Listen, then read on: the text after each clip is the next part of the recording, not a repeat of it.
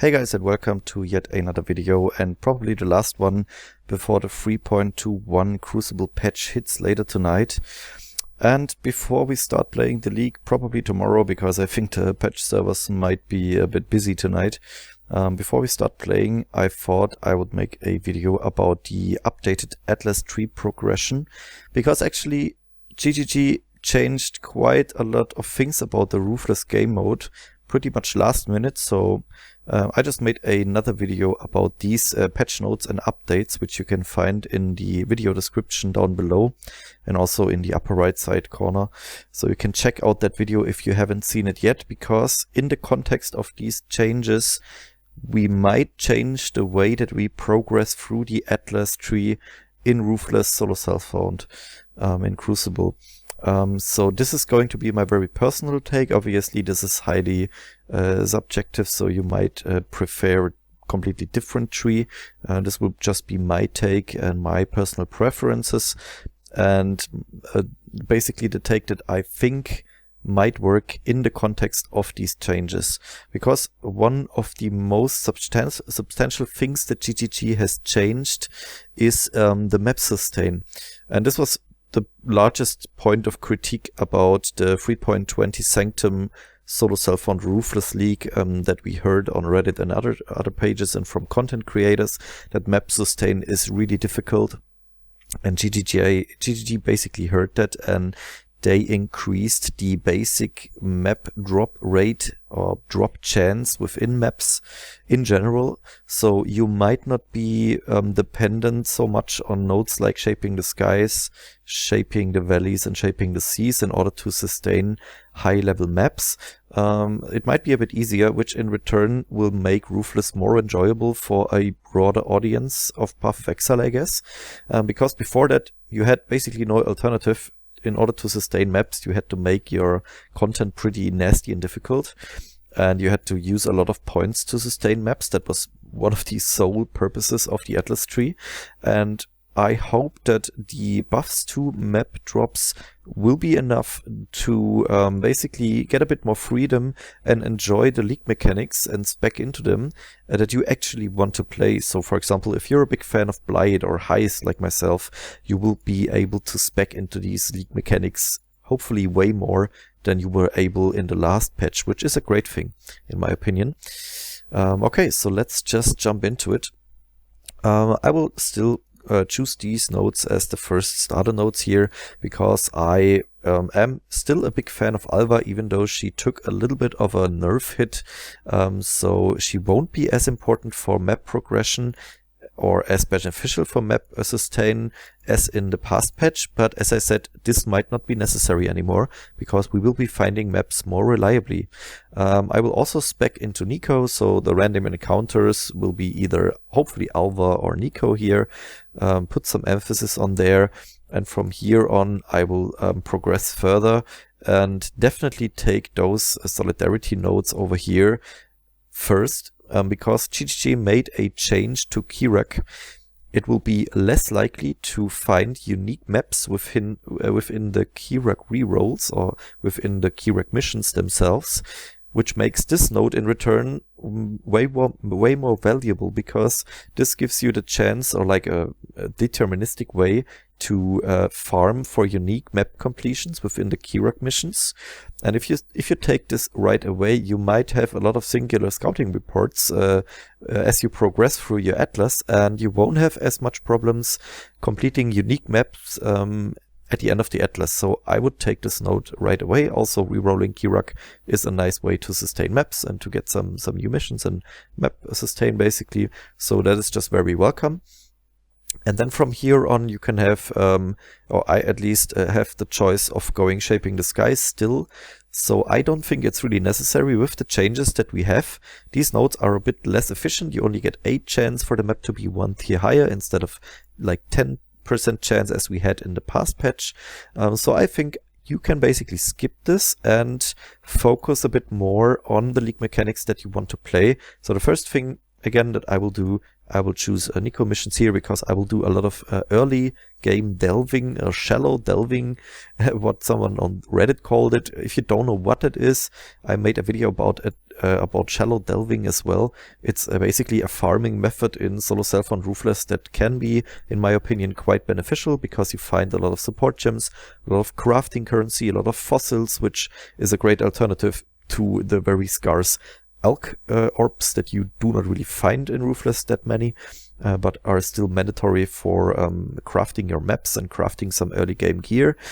And then from here on, I will just disable the stuff, the league mechanics that I don't like. So I really disliked Ritual. It was pretty whippy. It didn't give any good like rewards in Ruthless. So I will just disable that. I might even disable Delirium because I won't focus on builds that rely on cluster jewels as much, and finding the right cluster jewel is not impossible. Like Ruthless is pretty okay when it comes to cluster jewel drops, but I might not need it, so I might just disable these two. Also, Delirium maps can be a bit rippy at the beginning, but you can also leave it on for like some extra mobs. So that's your personal preference, of course. From here on out, I will go similar to last league down here and grab Alva again. Oops. Over here like this, because I want more Alva missions and more Alva completions, basically on map completions. And I will again disable the league mechanics that I dislike. Especially Legion was just complete bullshit in my opinion. The chance to get enough shards for completing timeless encounter is really low, so I didn't enjoy that. And I will also disable the Expedition. The Expedition was just very bad in the last league. You had the extreme prices for gambling and getting items, and even though they buffed that a bit, I don't think it's worth it, so I would just get rid of it. That means in return you get more of the league mechanics that you actually enjoy and that are actually beneficial for your build and your progression. Then next up, I really recommend you go Planner Tactician here in order to get more Val scouting reports. So why is that interesting? For many reasons actually in this patch. With Val scouting reports, you get rerolls from Kirak missions that give you corrupted maps. And within corrupted maps, you will find Val orbs more reliably because they buffed the drop chance of Val orbs in general. So you might even find 2, maybe even 3 Val orbs per map if you're really lucky. And that can be really nice because we have new Val gems in the game. And in Ruthless, there are no Val side areas. So you cannot farm Val side areas for Val gems. You basically have to get Val gems from, for example, Sayosa, or just playing the campaign on a different mule character, and then throw Val orbs on these normal skill gems, hoping to get the Val skill version of the gem, like Val Lightning Arrow, Val Ice Shot, Val Domination, Val Absolution, Val Rejuvenation Totem is really strong actually, so I can only recommend to get some of these skills. Also, they are fun, so I want to experience them also here in Solo Self and Ruthless, and I think this helps me get there. Then from here on out, I think I will make my way up here and get more Kirak missions, because now we spec'd into Kirak quite heavily, so it just makes sense to get a bit more Kirak missions from map completions. And then I really recommend to still take Shaping the Valleys. The reason for that, it depends a bit on your build, but the reason for that is monsters that hit with fire damage and maybe ignite you are, in my opinion, not that bad compared to monsters that potentially freeze you or even shock you, which is a huge survivability problem maybe early on. But being ignited can be quite easily countered with either like a flask or like just your normal regeneration, having a holy relic, for example, or a stone golem. So I would still definitely take this node, and it will help your early map progression quite a lot, I think, because it kind of doubles up with the increased map drop chance that we get just naturally in the Crucible League. So from here on out, you again have a bit more freedom nowadays to take the league mechanics that you enjoy. So I still think, even though she was nerfed a bit, Alva will still be one of the most beneficial league mechanics. So you could go, for example, for these nodes and grab artifacts of the Val to just save a bit on your Alva missions that you find. So that might be nice, but you could also basically go up here, and this is what I might do at the beginning, and even prefer it over Alva, and grab those sulfide infusion nodes, because I will be running a lot of white and yellow maps on my Magic Find character that I made a build guide for, by the way. You can check that out in on my channel, basically. And Delve is just great. Like, early delving, like the depths between 30 and 50 are great for quickly finding support gems, crafting currency, and especially fossils, because fossils can be a really good alternative to elk orbs, because you don't find as many elks. And that's the reason why I might also take mining byproducts, because you get azurite, and with azurite, as I have showed in another video which explains the early delving method, with azurite you can buy primitive alchemical resonators, these little things that you can put a fossil in, and then craft your maps, craft your early fallings, craft your early gear, so you are less dependent on alchemies, which is great. And you might just create some nice items for you to use on your 1 or 2 first characters, and that can be a really nice thing. So I will probably go that way, and then grab the Alva nodes before I grab time dilation, because I think this will still be necessary on some of the builds that do not have the best clear speed. Really depends. Maybe if you have a great character that clears really fast, you do not need that. I think on my lightning arrow build it is not mandatory. I was doing just fine without it. So before I go up there, I will grab one node that might surprise you a bit, and is a bit unusual, but there is a reason behind it.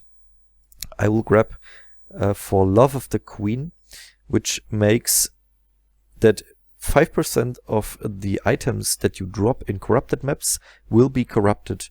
And as you might know, corrupted items have quite a high chance to contain either like 6 sockets, or maybe even 5 links, or maybe, if you're lucky, even a 6 link.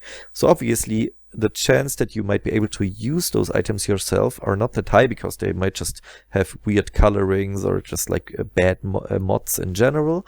But in Ruthless, jeweler orbs and fusings are really scarce and really valuable. And this node, combined with you running a lot more corrupted maps, because you get these Vaal scouting missions from Kirak, result, just for 3 nodes, might result in a lot more corrupted 6 socket items, maybe even 5 links, maybe even 6 links. And those sell for a lot of jeweler orbs, they sell for a lot of fusings if they're linked. And that's really beneficial early on in the solo self-found Ruthless League, in my opinion. So I will definitely spec into that node. You could even go as far and spec into Twice Tempted, so you get a few more strong boxes in your maps, and then take Temper Proof, so that's only 5 points. And these strong boxes that you get then are at least magic, and they will be corrupted. So again, they will drop corrupted items with a higher chance to be 6 socket, 5 linked, 4 link, 6 linked even, so that can be beneficial. So that's just an option. I will just keep it in here. If you don't like that approach, obviously that's just understandable and personal choice, but it could be a neat little idea to get some early crafting currency, and maybe even a nice 6 link item that you could use yourself. So then let's just grab time dilation and assume your build might not be as good as clearing, so that can be really beneficial. And before I miss any nodes, I will jump over now to the finished version of this tree, so I don't forget to explain any of these nodes that I grabbed here. So that's basically where we just left off. What you can see, the difference down here is that I am grabbing these blight nodes, so you get a lot of increased non-unique monsters in blight maps, and they spawn faster, which will result in more loot. And blight maps and blight in general have been quite good resources for rares, uniques, currency drops, passive support gems, and gems in general, so they might be beneficial. And I will also grab these nodes, a higher chance for blights to encounter in my maps, and also these fungal bloom nodes give another chance for encounters here. So basically a similar one to this one. You could also take just one of those, but I might spec into blight quite heavily, because I was enjoying the mechanic, and it didn't get changed. It will still be as good, I think, if not even better, because another change that was made that is maybe interesting is that, and that's also in the patch notes, if you're interested in that, you can check the other video, that rogue exiles now drop only jewelry. So they will only drop rings and amulets and belts, which makes them way more valuable, because in the past they dropped a whole set of items, and usually you might maybe get like a rare pair of gloves, which you do not care for. But now with a little item rarity that we will have, rogue exiles might drop maybe 2 rare rings and 1 rare amulet, or 1 rare amulet and 1 rare ring if you're lucky. So it might be interesting to spec into rogue exiles, at least maybe give it a try. I wouldn't take too many points, to be honest, but maybe just these 5 notes here might be worth it actually. I wouldn't go as far as like taking these notes down here, but just these notes here might be worth it if you are running some item rarity. If you're not like on a Magic Find character, I would probably not take these notes, but might be worth a try, and I will definitely give it a shot, as I will play a Magic Finder on the beginning of the league. Then let's go a bit further up here. I really liked bosses that are possessed by tormented spirits with item rarity as well, because they give you probably the highest chance to get a unique from any monster. I think with some item rarity it is very common to find a unique from a possessed boss, so just for 3 notes that can be really nice. But bear in mind, this will make bosses quite substantially harder, so you need a build that can handle them, especially in red maps. You can also spec into Harvest. I wouldn't really go big into Harvest, but maybe just take Heart of the Grove here to get a bit more of the life force, because Harvest is quite valuable as you spec into Blight and Metamorph, because you can reroll your Blight oils, you can reroll your what's it called, the things that you get from Metamorph, catalysts, where you can roll rings and amulets and belts, I think, not rings and amulets with like resistances and attributes. And combined with these notes here, you might get more rare rings and amulets that you can then improve with catalysts. Or if you just collect like gold amulets or gold rings like I did, and craft them with your Delph fossils, which you are also spec'd in, it might be beneficial, because you can then re-roll your catalysts. And for example, if you need more attributes or more resistances, you can roll a few resistant rings, put 4 catalysts on a white ring to get it to 20%, and then basically progress from there on. Alright, and basically then you will be pretty much late into the league already. So the next nodes are, again, obviously personal preference if you want to do some bossing. So I would definitely suggest to take Remnants of the Past, because otherwise you might not have a good chance to get any of the Elder Guardian maps. And if you want to do Cyrus at any point in the league, then that's basically a mandatory node. And also I will be speccing into Heist quite a bit, so I will take those nodes down here to increase my chance for Smuggler's Caches, because blueprints are really the best source of deterministic legendary or unique farming. Even though that will be replica uniques, there are some quite build enabling ones that you can find in Heist blueprints. Also maybe some currency, because yeah, they kind of made a little change to like boxes, but I don't think that will be too valuable. But I think Heist will be really great for alternative quality skill gems and support gems, and also these alternative quality uniques, so to say. So that will be probably my tree at mid or end of the current Crucible League, depending on how much I want to go into like bossing. So with the new Harvest, you got these Eldritch Gateway nodes where you can travel really quickly from the right side to the left side of the tree. There are also some gateways here, but I didn't really use them, so you could basically do something like that, which is nice. In my tree, I don't really make use of that so much, but if I respec at like mid league, a bit further into the league and go for bossing, I would definitely grab those gateways to like access these Eater of the World and Searing Exarch nodes over here. All right, so that's basically it. As said, I'm by far no expert. This is just a personal take on a possible way to progress the Atlas tree in Solo Self on Ruthless 3.21. Please let me know what you think of this attempt and what nodes you will be focusing on. I think there are quite some interesting synergies between these nodes in context of the latest patch changes to Ruthless. So I think it will be quite a lot easier and more entertaining than it was in Sanctum.